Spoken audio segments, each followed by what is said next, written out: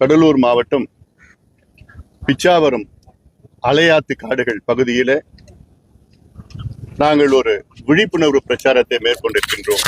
எங்களுடைய நோக்கம் தமிழ்நாட்டில் உள்ள அனைத்து சதுப்பு நிலங்களை பாதுகாக்க வேண்டும்.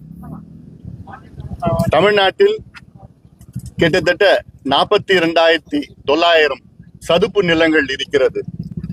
சதுப்பு நிலங்கள் என்றால் நீர் தேங்குகின்ற நிலப்பகுதி. அது ஏரி, கண்மாய், குளம், குட்டை போன்ற 42,900 சதுப்பு நிலங்கள் இருக்கிறது. அதில் 5 ஏக்கருக்கு மேல் உள்ள சதுப்பு நிலங்கள் 26,880 சதுப்பு நிலங்கள் இருக்கிறது. 5 ஏக்கருக்கு மேல். தமிழ்நாட்டில் இந்த சதுப்பு நிலங்களை பாதுகாக்க வேண்டும். காரணம், இந்த சதுப்பு நிலங்களால் தான் பல உயிரினங்கள் பாதுகாக்கப்படுகிறது, நிலத்தடி நீர் பாதுகாக்கப்படுகிறது, சுற்றுச்சூழல் பாதுகாக்கப்படுகிறது, விவசாயம் செழிக்கிறது. ஆனால் அதற்கு நேர்மாறாக இன்று இந்த சதுப்பு நிலங்களுக்கு பாதுகாப்பு இல்லாத காரணத்தால் கழிவு நீர், சாக்கடை நீர் இதையெல்லாம் இந்த சதுப்பு நிலங்களில், ஏரி, குளங்களில் எல்லாம் விட்டு அதை நாசப்படுத்தி கொண்டிருக்கின்றார்கள். அது மட்டுமல்ல, ஆக்கிரமிப்புகள் அதிக அளவில் செய்து கொண்டிருக்கின்ற கடந்த 50-60 ஆண்டு காலம் ஆட்சியாளர்கள். இதனால் பல ஏரிகள் காணவில்லை, பல குட்டைகள் காணவில்லை என்று நமக்கு ஒரு பெரிய பிரச்சனையாக இருக்கிறது. சமீபத்தில் உச்சநீதிமன்றம் ஒரு மிக முக்கிய தீர்ப்பு வழங்கியிருக்கிறது. கடந்த மாதம், அதாவது 2024 டிசம்பர் மாதத்தில் தமிழ்நாடு அரசு இன்றும் 3 மாதத்திற்குள் இஸ்ரோ ஸ்பேஸ் ரிசர்ச், இஸ்ரோ வரையறை செய்யப்பட்ட அந்த 5 ஏக்கருக்கு மேல் உள்ள 26,880 சதுப்பு நிலங்களை கண்டறிந்து வரையறை செய்து அதை நோட்டிஃபை செய்ய வேண்டும், அரசாணை பிறப்பிக்க வேண்டும்.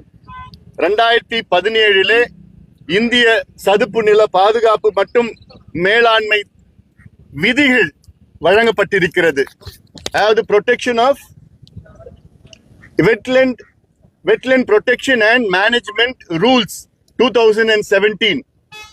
அதன்படி இந்தியாவில் உள்ள ஒவ்வொரு மாநிலமும், தமிழகம் உட்பட, இந்த சதுப்பு நிலங்களை கண்டறிந்து அதை வரையறை செய்து அதை நோட்டிஃபை செய்ய வேண்டும்.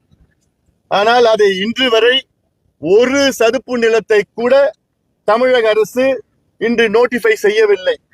ஒரு சதுப்பு நிலத்தை கூட. இந்தியாவிலே 80 இருக்கிறது. அதில் 20 தமிழ்நாட்டை சார்ந்தது. அந்த தமிழ்நாட்டை சார்ந்த 20 ராம்சார் பாதுகாக்கப்பட்ட பகுதியை அதில் கூட இந்த வெட்லேண்ட் ரூல்ஸ் படி நோட்டிஃபை செய்யவில்லை தமிழக அரசு. அப்போ இதுக்கெல்லாம் பாதுகாப்பே கிடையாது.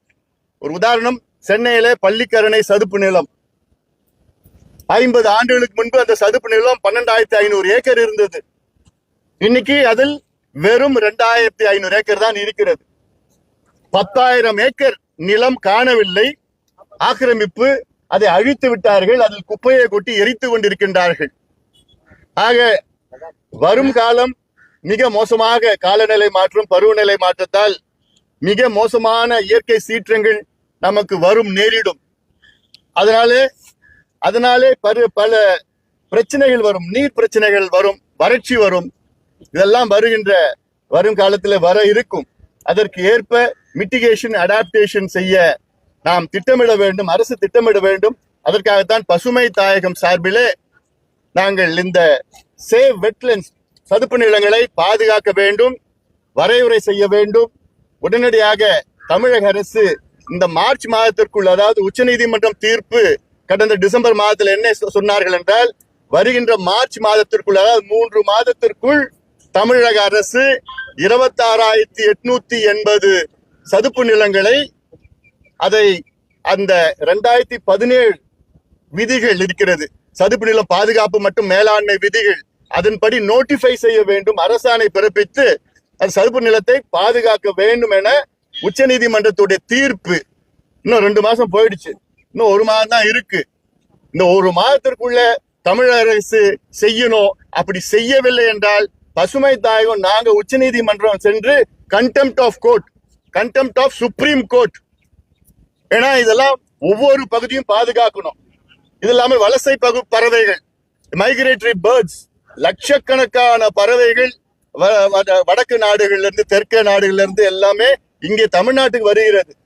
லட்சக்கணக்கான என்ன பிளமிங்கோஸ்ல இருந்து, பெலிகான்ல இருந்து, ஸ்ட்ரோக்ஸ்ல இருந்து எத்தனையோ வகையான பறவைகள்லாம் வந்துட்டு இருக்கு.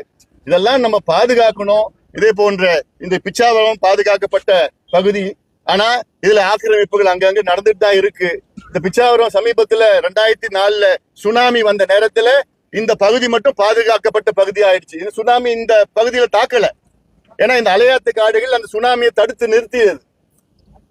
இது போன்ற எத்தனையோ வகையான சதுப்பு நிலங்கள் எல்லாம் தமிழ்நாட்டில் இருக்கிறது.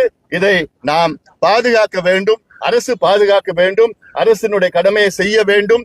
இதுவரைக்கும் இந்த 6 ஆண்டுகள் 8 மாதத்துல ஒரே ஒரு சதுப்பு நிலத்தை கூட தமிழக அரசு பாதுகாக்கவில்லை. ஒரு சதுப்பு நிலத்தை கூட.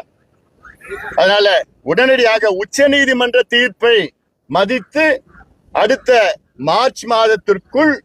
வருகின்ற மார்ச் மாதத்திற்குள் தமிழ்நாட்டில் 26,880 சதுப்பு நிலங்கள், 5 ஏக்கருக்கு மேல் உள்ள சதுப்பு நிலங்களை இந்த 2017 சதுப்பு நிலம் பாதுகாப்பு மற்றும் மேம்பாட்டு விதிகளின்படி வரையறை செய்து அதை அறிவிக்க வேண்டும் என பசுமை தாயகம் சார்பிலே எங்களுடைய ஆழமான முக்கியமான கோரிக்கையாக நாங்கள் வைக்கின்றோம்.